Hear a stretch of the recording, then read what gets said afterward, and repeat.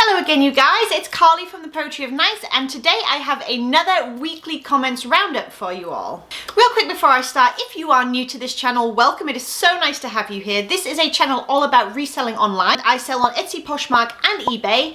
I do it as a stay-at-home parent while I raise my 3 boys under 5 years old, so there's a lot of work-life balance going on there. On this channel, you're going to find lots of videos all about what to buy, what that sells for, how-to, tutorials, day in the life, and all that kind of stuff. So if that sounds interesting, please do hit subscribe and come back, and don't forget to say hello in the comments as well so I can say hi back. Alright, you guys, you know the drill by now. Let's just go ahead and crack on. So comment number 1 is from Lauren Hunkel. I think I'm saying that right. It's a cool name.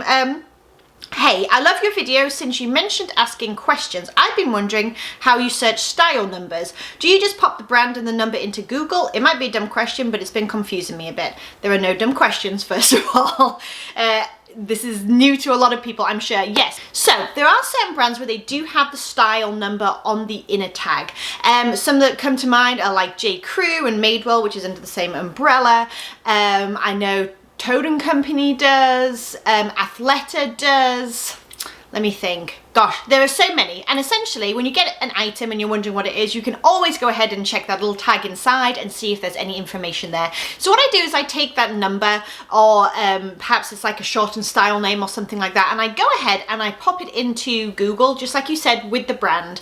Most times it will come up with something, and I'll be able to see from the photographs or the description, like the actual item name. J. Crew names all their items, so I'll be able to see that it's my item just by, you know, seeing what those keywords are and what not, but sometimes it doesn't. What I sometimes do as well is I take that style, like the brand and the style name, and I'll put it into the actual platform itself, so eBay or Poshmark. So oftentimes other sellers have already figured out what that item is before you, and oftentimes if they are thinking to check by a style name, they will also include that style name or number in the description or the title, whatever it is. Cabby is another one where very often people will put the style number in the actual title as well, because people tend to search very much around the style number of Cabby, as far as I can tell. And so when you plug that information into the platform, it can bring up the item itself. So if you don't find it, first of all, starting with Google, I would go ahead there and try. Sometimes when an item is quite old though, you just can't find it by the style number, unfortunately. That information just is no longer readily available, but that is where I would start. Okay, comment number 2 is from Miss MRC. Hi Carly, great content. Thank you. I have a question for you. I've been wanting to branch out to Poshmark for a while. Awesome. My problem is the pictures. How on earth do people get good pictures in the square mode? Okay, either my item won't fit in the box, or I have to stand so far back that my backdrop edges show, or it won't let me crop in that mode. I'm having such a hard time with it, especially longer pieces like dresses and jeans. Any advice would be appreciated. Okay, such a good question, and I absolutely understand where you're coming from with that issue. So what I do with long items, I take my photos against a wall. I've literally painted, if you haven't seen like my how I list video or whatever, I'll link that in a card as well so you can see the exact setup that I'm talking about. But I literally take my photographs against a wall that I have painted white in sort of a square, and it's in my garage because we make do and mend here. And what I do is I do stand far back and I take a picture of that item, so the full length of the item is in my frame in square mode on my iPhone. By square mode, I mean when you actually go in to take a photograph, down the bottom there's like a little scroll bar, and you can go through, you can choose like portrait, photo, video, all that kind of stuff, and there's one that says square, and I go ahead and I select that one because square is square mode, or square dimensions I should say, is what fits best on eBay, Poshmark and on Etsy. So I go ahead and I stand back and I take that image square mode, and I don't worry about the fact that other stuff is in my frame other than my item, because what I then do is I take some kind of up close photograph of detail, whether that be like maybe some embroidery or the print or an exposed zipper on the back, whatever it could be, or if I don't have a detail that I really feel like I need to narrow in, like it's just a solid black piece and there's really nothing to show, I will also stand back and take a picture of my item on like sideways on my mannequin. and obviously you don't have a mannequin, you'll have to adapt that a little bit and maybe just find something to zoom in, maybe like a brand tag or something like that, but that is what I do. And then I actually go to a website called photo.com, and I'll link it down below, and I make a collage essentially. That's not the only website you can go to make a collage. It is free. I just happen to use it in my own process, so I figured I would share it with you guys. But essentially I find a way to make a collage. There are apps and all sorts. So essentially what I do is I take that full-on photograph and I put it on one side of my collage, and on the other side there goes the either sideways to show how the item is hanging photograph, or the close-up of detail, tag, whatever it is that you want to put there. And that way I'm showing my item, I'm able to show like something close-up that may be appealing to my buyer, hopefully with it being detail or even the brand tag, and I'm also cleaning up those photographs, because you're right, in square mode you end up with a lot of negative space, and often, you know, you see the edges of your backdrop, or you see things that are just supposed to be outside of the frame, and it gets a little bit difficult to sort of deal with. So that is how I go about sticking to the square dimension rule for the apps and for the platforms, but still being able to have relevant images of my item that I'm trying to sell. Okay, the next comment is from Leo Fox. She says, "Hi, I've been enjoying your videos, so I've been doing some eBay as I can squeeze it in as a mom of 4 littles." Whew, good for you. Just starting to cross post on Posh as well, but my question is Poshmark a platform likely to be worthwhile for me, since I don't do Instagram and I'm not going to share my listings to my Facebook friends? Dumb question probably. Again, no dumb questions, don't worry about that. But notice people talking about sharing their closets, etc., and I don't have a large presence on social media at all, so wasn't sure if it's worthwhile to be listing on there. Thanks so much. Okay, I don't have a huge presence on social media either, and I do not share my items to my Facebook friends. I think that they would all disown me if I shared every single item that I have multiple times a day to them. So I don't do that. What I do is I share on the Poshmark app itself. So I think that's probably what you've heard talked about in terms of sharing, but again, it doesn't have to involve Facebook or Instagram or Twitter if you don't want it to. It doesn't for me. I very occasionally share an item on Instagram if I just think it's really, really cool.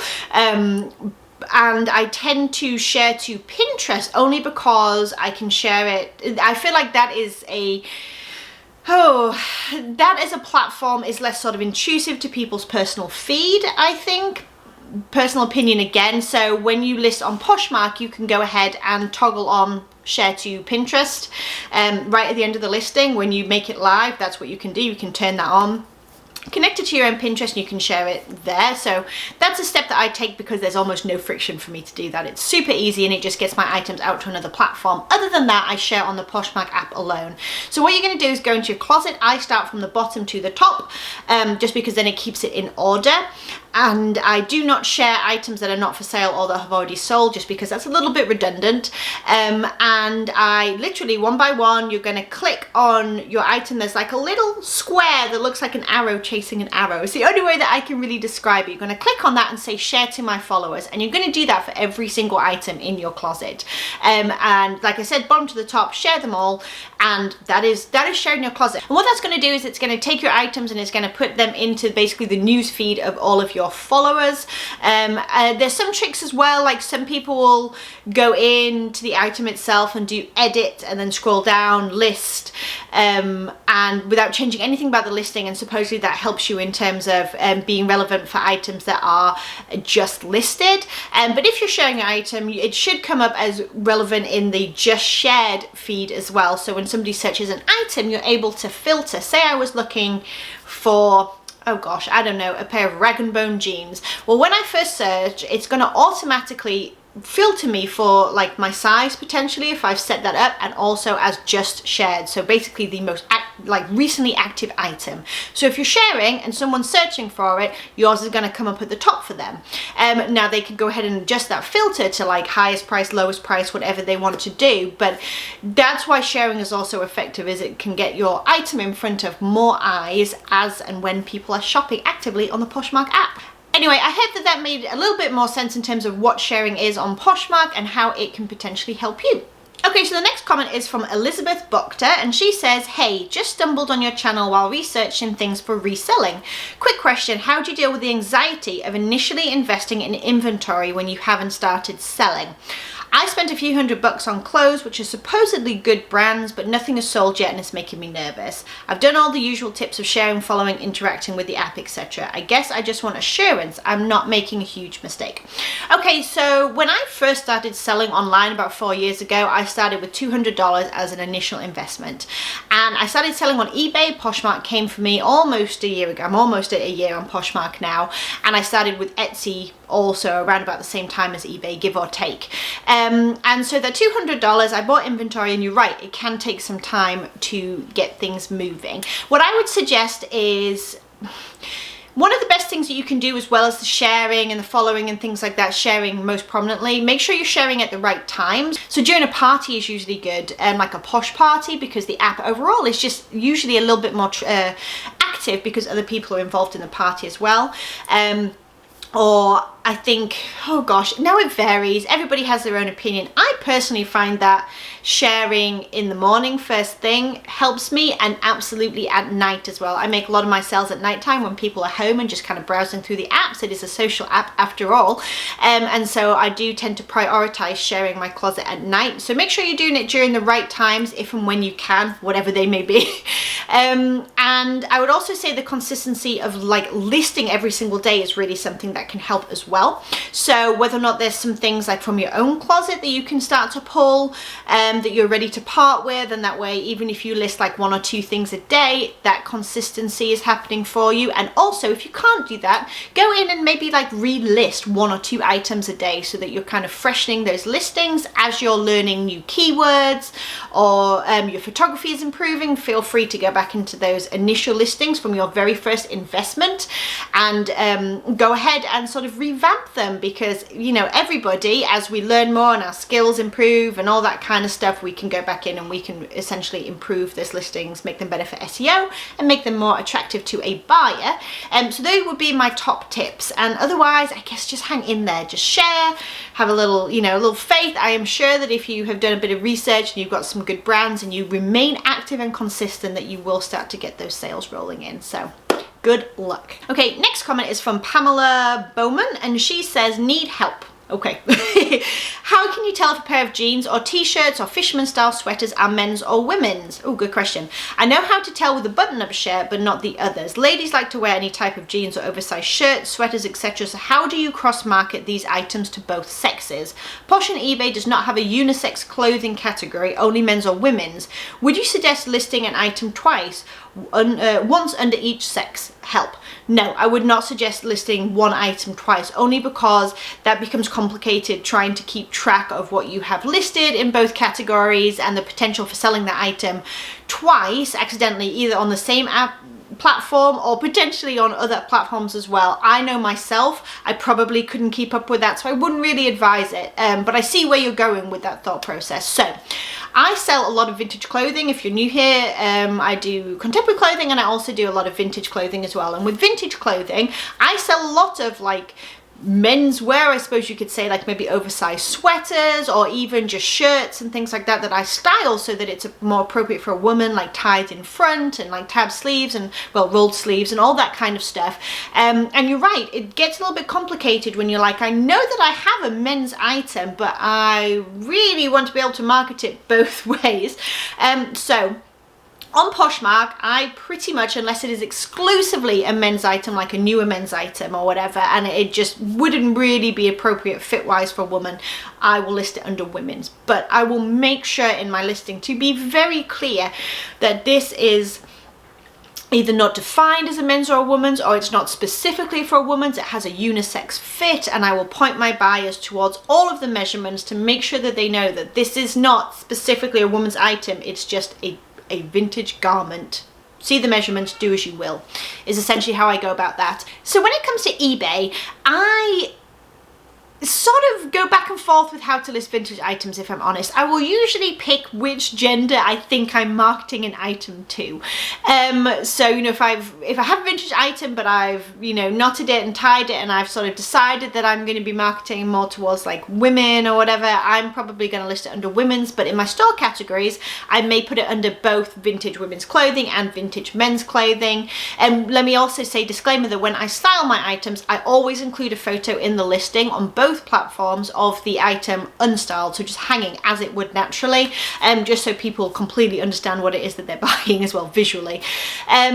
And then other than that, you can also go into the vintage clothing, and instead of picking either men's or women's, you can pick other vintage clothing as a category. Sometimes if I really feel like it's unisex, I do that. Then once you're actually filling out that eBay listing, if you've selected other vintage clothing, usually when you go down to the part where you have all your drop menus and things like that, it'll give you an option to select unisex as the sort of size or gender or whatever of your piece. And so sometimes I will do that as well, again with all the information I mentioned previously inside the listing and the photographs too. I hope that that helps. Also, you mentioned jeans. How do I tell if they're men's or women's?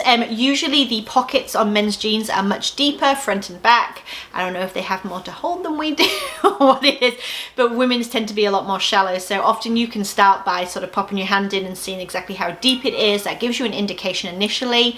Also, the way that they do the sizing, things like that. Traditionally, men's are very much more of like a 34 by 30, and a women's would be either just a one standard number, like, you know, a 10 or a 12 or whatever like that. Just depends. And of course, if you're getting your odd numbers like your 5s and your 7s and your 9s, that usually is an indicator that it's a juniors, like a junior girl's sizing. So I hope that that helps just a little bit. So my final comment is from Debbie Holt. It says, I love your videos and I'm an avid subscriber. Thank you so much, Debbie.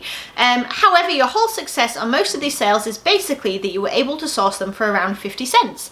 If you had to pay around $8 to $10 for them, it wouldn't have been anywhere near the profit. So the main takeaway for me is not only what's sold, but for what sourcing price. You're fortunate to be in an area with rummage sales around you. That's the real trick, how to source for a lower, next to nothing price. Okay, you definitely make some valid points there, and thank you so much for coming to say hi and like share your thoughts and stuff like that as well, Debbie. So I wanted to just address a couple of things though, that you're absolutely right about that cost of goods being as low as possible is really essential in keeping those profit margins, you know, stable and you know, getting as much as you can for your money and all that kind of stuff. Rummage sales for me are kind of like what the bins are for a lot of people. I don't have access to a Goodwill outlet where I am, at least not frequently. I have to do quite a drive. But you're right, I do have rummage sales, and I use an app called Yard Sale Treasure Map, by the way, for that. I go in and every week I look to see, I filter by keywords of church and rummage, funny that, and I look to see what I have going on around me, and I do have quite a lot, and I have a lot that I frequent.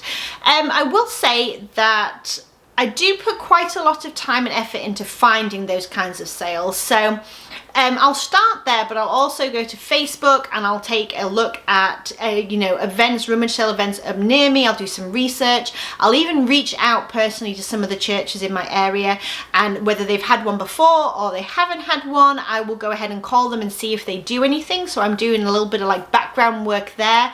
I'll fill in my calendar as well with like when their dates are coming up. Sometimes they're listed on the website. Sometimes you do have to call directly. It just depends. And so I kind of build a little opportunity for myself, as it were, to do that in terms of rummage sales. And then when I'm there, I go with a view of buying as much as I possibly can that I'm going to be able to sell. So I don't limit myself. I make sure I have enough cash flow going on so that I can take advantage. And then I kind of live by the death pile rule in a way, while I will get all that stuff as much as I possibly can when the opportunity arises, like make hay while the sun shines or whatever you say, and then I'll go ahead and just work on that pile for a while, listing, so that I'm ensuring my cost of goods is low and I have enough to list for a certain amount of time until the next opportunity to source in a similar way rolls around. I do also source at thrift stores though. I do source at like Goodwills or local thrift stores, and the prices there are very comparable to the same to what they are all around the country.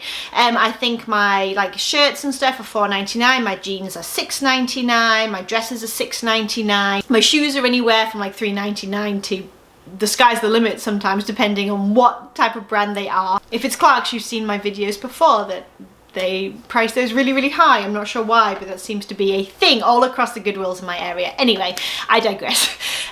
So what I do when I'm there is I try my best to stick to, like, we have a color of the week where they're 50% off. A lot of places do that. My thrift stores do not do a like general store 50% off more than once or twice a year. If I want to go somewhere like that, I have to drive quite a way to do it. So I try and stick to the color barbs of the week to get those half prices in, and then I try and make sure that I have a mixture of, you know, really good brands that I can find sometimes for the full prices they're asking, and then plenty of half price items, and then also some of the lower priced items like tees and tanks and swimwear and stuff tends to be $2.99 or $3.99, so I can still get enough to work with, enough in terms of being consistent to list every single day. Like, I like to do at least 5 if not more every single day new listings, but that I'm also trying to maintain it's not really a low cost of goods at that point, but it's a managed cost of goods, I would say.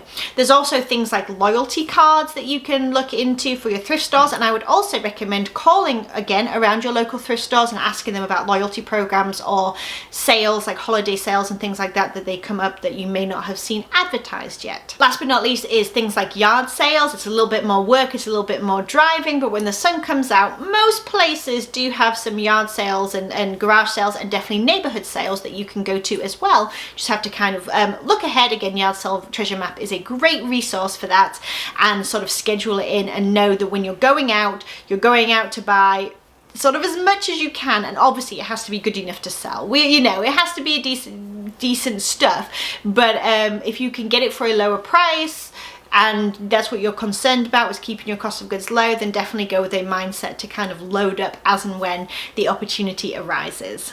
So I hope that that was somewhat useful and was able to give you just a couple of tips of, even if you don't have the rummage sales around you or you haven't found any yet, what you might be able to do to keep your cost of goods fairly low and you're still able to get fresh inventory for your store on a regular basis. Alright you guys, thank you so much for hanging out again. Please don't forget to say hello in the comments if you enjoyed this video and enjoyed these tips. Please do give it a thumbs up, subscribe if you are new, and don't forget to put your questions in the comments as well this week so that we can do this again next Sunday, and I will catch you in the next video. Bye guys, have a wonderful weekend.